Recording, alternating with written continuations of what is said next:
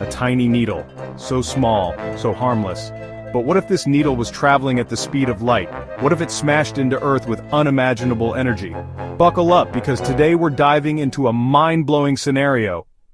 The speed of light is about 300,000 kilometers per second. That's fast enough to circle the Earth over 7 times in just 1 second. Now imagine a simple sewing needle moving at this extreme velocity. What happens next? Even though a needle weighs only a few grams, at light speed its kinetic energy is astronomical. Using Einstein's famous equation E=mc2, the energy of this needle would be equivalent to a nuclear bomb.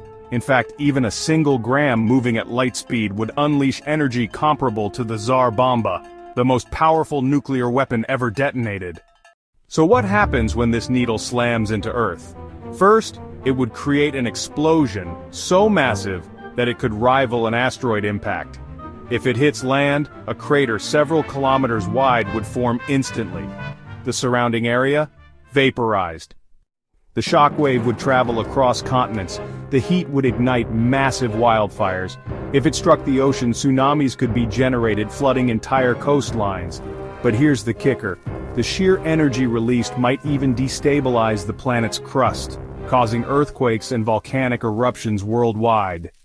Luckily, physics is on our side. Nothing with mass can actually reach the speed of light. It would require infinite energy. So, while this is a fun thought experiment, it remains just that, an experiment. The universe is full of extreme possibilities, but some laws of physics keep us safe for now. Want to see more mind-bending what-if scenarios? Smash that like button, subscribe, and let's keep exploring the impossible. What if something even faster hit the Earth?